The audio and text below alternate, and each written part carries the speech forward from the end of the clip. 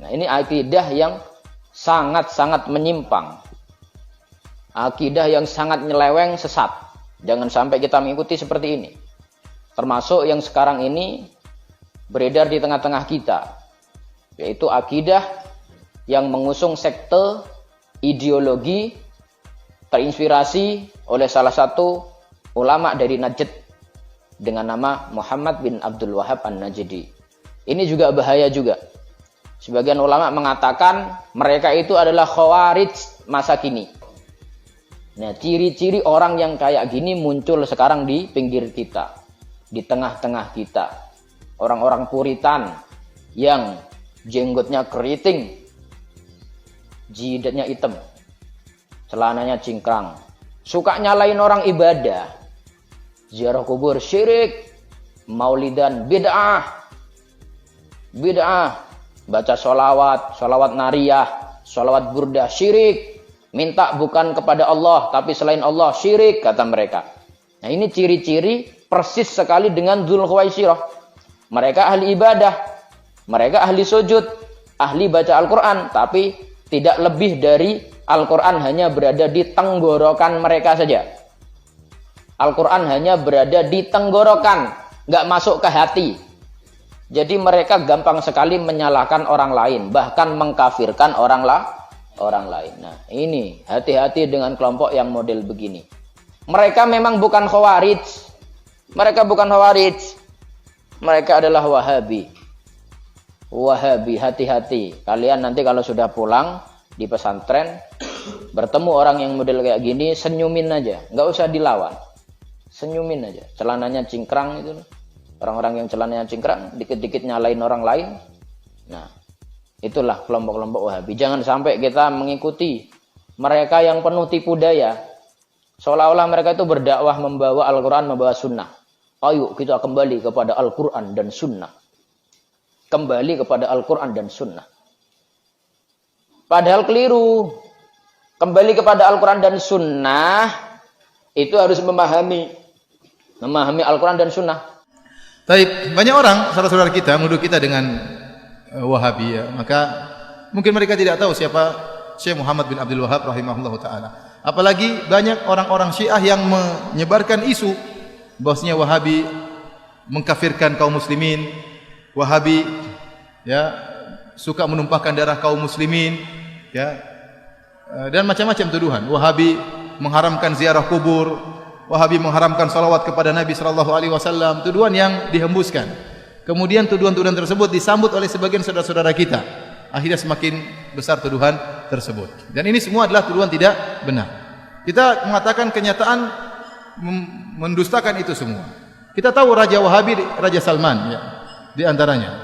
Hafizahullah ta'ala. Hari ini saya baru dapat kabar dia menyuruh seorang wartawan diberhentikan dari pekerjaannya dan koran dipermasalahkan, dikasuskan. Kenapa? Karena wartawan tersebut memuji dia berlebihan. Ya, dia baca koran tersebut, ternyata wartawan tersebut memuji dia berlebihan, disuruh berhenti penulis tersebut karena dia tidak ingin sampai tauhid terganggu. Dia menjaga kemurnian tauhid, ya. Adapun menuduh bahwasanya kaum Wahabi suka mengkafirkan, maka itu tidak benar. Dibantah oleh Syekh Muhammad bin Abdul Wahhab rahimahullahu taala, ya. Dan saya sedang menyusun juga tulisan tentang masalah itu, ya. Bagaimana Syekh Muhammad bin Abdul Wahhab mengatakan kami tidak pernah mengkafirkan yang berkaitan dengan masalah 4 rukun, masalah salat, masalah zakat, puasa, haji. Kalau ada yang meninggalkan salat tidak dia kafirkan. Karena ini masih masalah khilafiyah di kalangan para ulama. Yang kami kafirkan hanyalah yang berkaitan dengan syahadatain. Kalau orang terjerumus dalam kesyirikan. Itu pun beliau mengatakan kami menjelaskan tentang masalah ini syirik, ini kekufuran. Adapun memvonis itu masalah lain. Makanya beliau dalam pernyataan mengatakan bagaimana kami mengkafirkan orang-orang sementara ada orang yang beribadah di kuburan Ahmad Al-Badawi tidak kami kafirkan karena dia tidak tahu. Bagaimana kemudian kami dituduh mengkafirkan orang-orang? Apalagi kemudian dituduhkan suka menumpahkan darah kaum muslimin. Apakah ada jamaah haji yang pergi ke Arab Saudi ketakutan dibunuh oleh orang Arab Saudi? Bukankah Saudi itu sarangnya Wahabi? Semua penduduk Saudi rata-rata Wahabi. Apakah ada jamaah haji yang ketakutan kalau ketemu orang Arab Saudi? Ya. Yang akan dirampas hartanya, akan dibunuh? Enggak ada, itu omong kosong. Atau kalau Arab Saudi memberi bantuan gratisan banyak, pelayanan.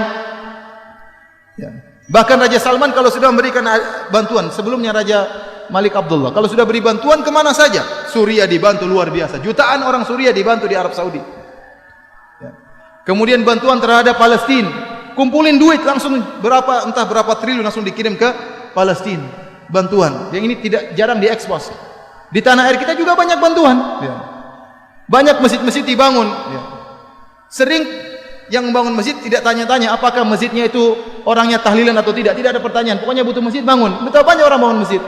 Tidak ditanya mauludan atau tahlilan, tidak, bangun masjid, bangun masjid. Betapa banyak pondok-pondok dibantu. Ya. Ya. Kemudian juga ya Suriah, Yaman dibantu. Secara madhab kalau kita bicara akidah ada perbedaan. Ya. Kita tahu Yaman bukan Wahabi, kita tahu Suriah bukan juga Wahabi, Palestina juga bukan Wahabi, tapi dibantu sama raja-raja Wahabi. Kemanusiaan mereka tinggi. Maka maksud saya seorang jangan menuduh yang tidak-tidak. Kalau dia menuduh bahwasanya Syekh Muhammad bin Wahab melarang untuk ziarah kubur, tidak benar. Kita suruh ziarah kubur. Yang tidak boleh kalau minta kepada penghuni kubur. Ya. Dilarang bersolawat. Saya bilang kita tiap hari bersolawat. Allahumma sholli ala Muhammad sallallahu alaihi wasallam. Berulang-ulang dalam ceramah kita bersolawat. Ya. Yang dilarang mungkin solawat yang mengandung mana-mana kesyirikan. Itu yang dilarang. Adapun kalau solawat yang sunnah silakan. Ya. Oleh karenanya seorang berhati-hati tatkala memberi tuduhan yang tidak-tidak, ya, karena termakan dengan provokasi sebagian orang. Kalau dia nuduh Syekh Muhammad bin Wahab dengan tuduhan yang tidak-tidak, ingat dia akan disidang oleh Allah pada hari kiamat. Kita kalau nuduh orang tidak benar, kita akan disidang berhadapan dengan Syekh Muhammad bin Abdul Wahab, dan hati-hati jangan-jangan pahala kita diambil oleh beliau seluruhnya. Karena kita tuduh dia dengan tuduhan yang tidak-tidak. Ya, ini bahaya, hati-hati. Maka seorang tatkala berbicara hendaknya dia berfikir sebelum mengucapkan apa yang dia ucapkan. Dan saya katakan bahwasanya kita bersabar kalau dituduh tidak, yang penting kita menjalankan sunnah. Dan ingat, kita tidak ada yang mengkultuskan Syekh Muhammad bin Abdul Wahab. Syekh Muhammad bin Abdul Wahab rahimahullah hanyalah seorang ulama yang bermadzhab Hambali. Jadi bisa salah bisa benar. Kalau salah kita tolak, kalau benar kita ambil. Dia sebagaimana ulama-ulama yang lain, bisa salah bisa benar.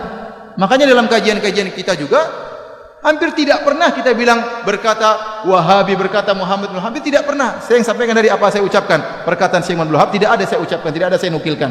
Ya, hampir tidak pernah. Kita sampaikan perkataan para ulama, perkataan ahli tafsir, siapa saja.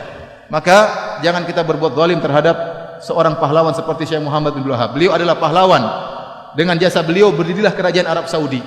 Dengan jasa beliau berdirilah kerajaan Arab Saudi. Yang sekarang kita bisa merasakan kenikmatan adanya kerajaan Arab Saudi. Ya.